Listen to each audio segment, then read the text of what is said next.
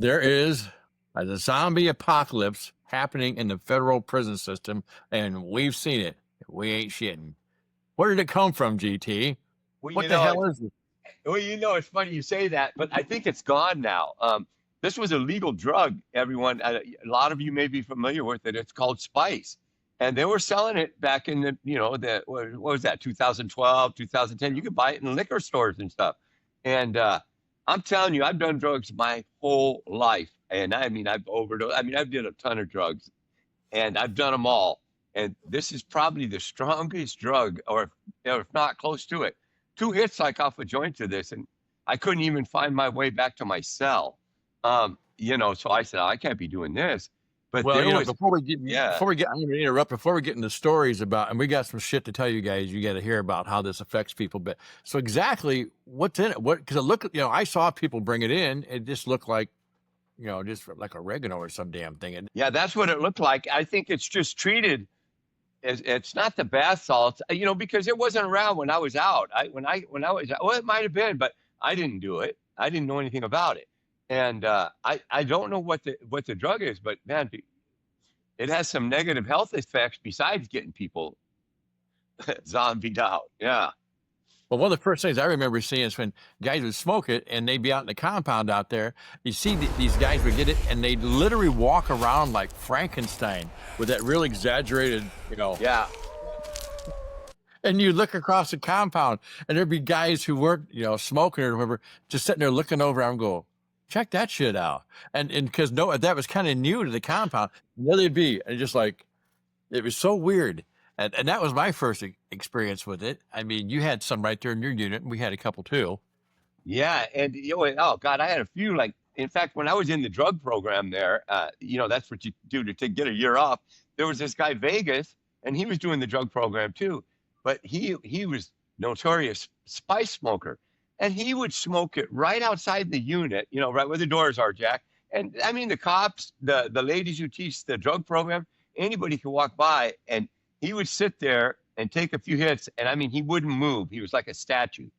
And, he would just be sitting there, and we would sit and we would walk by and laugh and go, Vegas, and then he would look up real slow. But I mean, he was just sitting there out of it every day. We had, you remember, his name was Joe. He's from Texas.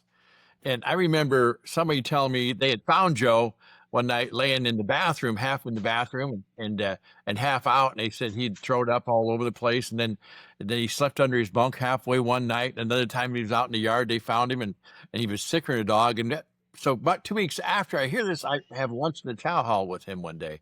I said, Joe, I got to ask you something, man. He goes, yeah, what is it? I said, this spice stuff you guys were hitting. I said, well, what's the deal with that? He goes, oh, man. He goes, the first couple times I tried it, he goes, geez, I got sicker than hell. I couldn't breathe. Thought my chest hurt. I thought I was having a heart attack. I threw up all over. He said, I shit myself twice. He goes, I'd wake not know like that. He goes, it was the worst headache I ever had, but I kept at it, and it's pretty good now.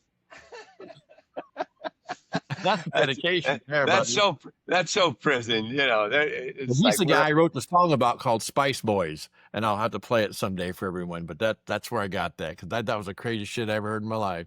Yeah, don't threaten me with a good time. It's funny. You said something about waking up under the bed. I had my roommate Travis. Travis is this young, really healthy kid, all inked up, but he had just ran a bag. Carried a bag in from outside the fence into the camp. And, that's why I said there's all kinds of, steroids, alcohol, spice, everything.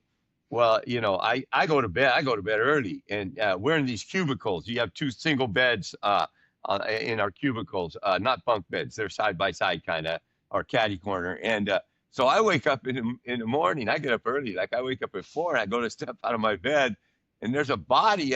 My feet hit a body.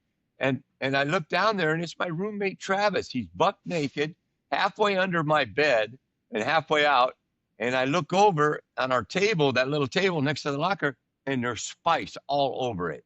And I find out later he had brought a pounder, but I kicked him. I said, hey, what the fuck's wrong with you, man? I said, he goes, oh, sorry. He called me dinosaur a lot of times. Oh, sorry, dinosaur. Don't worry. I go, look at that fucking table, man. We'll get knocked off for that. He goes, oh, don't worry, I'll ride the beef, and I go, yeah, I know you will, but he don't remember. He goes, I don't really remember what happened. I go, man, well, you got to be a little tighter than that. He got out there. He was the one that I was in the library one night, the little big library they had there in the rec thing, and Pooh Bear and somebody else come in and say, come here, you got to see this right away. Come look. And he said, what? It says Travis is out on Spice. I say, he's always on. No, you got to see this. So we go out there, and he was laying down there between the units, that little gravel area right there, on his back, flat on his back. And it's dark, but, so we go down and said, okay. I said, well, take him inside. No, you got to see this. There's 2 or 3 guys here. So they went to pick him up by the feet and the shoulders, pick him up, and he was flat as a board, and he didn't bend. He was locked in? Yeah, he's locked in. He was rigid, just locked. I mean, he was tightened up, and he's sitting drooling on himself, and we watched him carry him off to the unit, just like that. And nobody was in the middle the whole time they carried the unit. He was just locked, all the way over there. I thought, man, that's some powerful stuff, man. Yeah, Travis and his, he used to bring it in for that Mexican guy from El Paso, I think. I forget his name. And, and they were constantly smoking in the bathroom. Well, God, I don't know if you remember Ed. I mean, he almost ended up in the hospital. I mean, this ruined some guy's health. Quite a few guys ended up in the hospital with, organ problems and shit from this stuff. Yeah, Ed, these guys used to stand out there and hold his arms out and pray towards the mountains and that stuff out there. That was Ed. Had to kind of long. He was the old Vietnam vet with kind of bald head but long hair and the big mustache.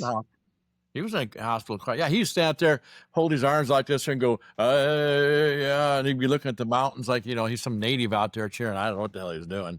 Yeah, but he was in the hospital quite a while with that stuff. Yeah, and now it's gone. I'm pretty sure they outlawed it. Yeah. Yeah, but it was like these guys, and we say the zombie apocalypse. It was for a while. There was so much that crap around. You had a core of guys who tried everything in there. Travis and Joe and them guys.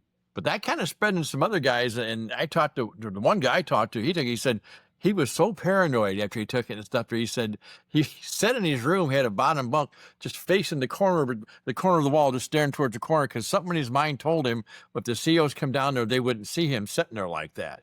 He goes, I don't know what the hell I was thinking. It's crazy, Jack. I swear. You know how close it is from your bunk. I smoked some in the laundry room. I was doing laundry.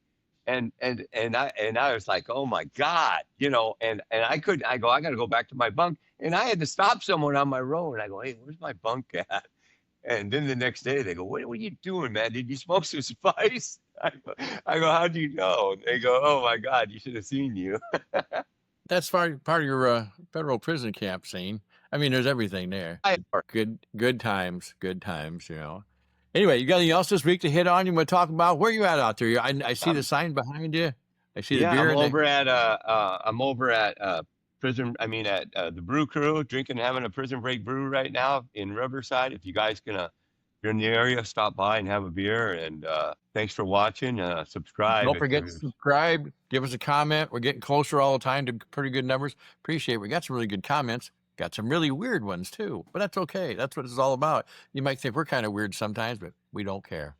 This is Jack and GT here from Fed Joints to Beer Joints. We'll see you soon.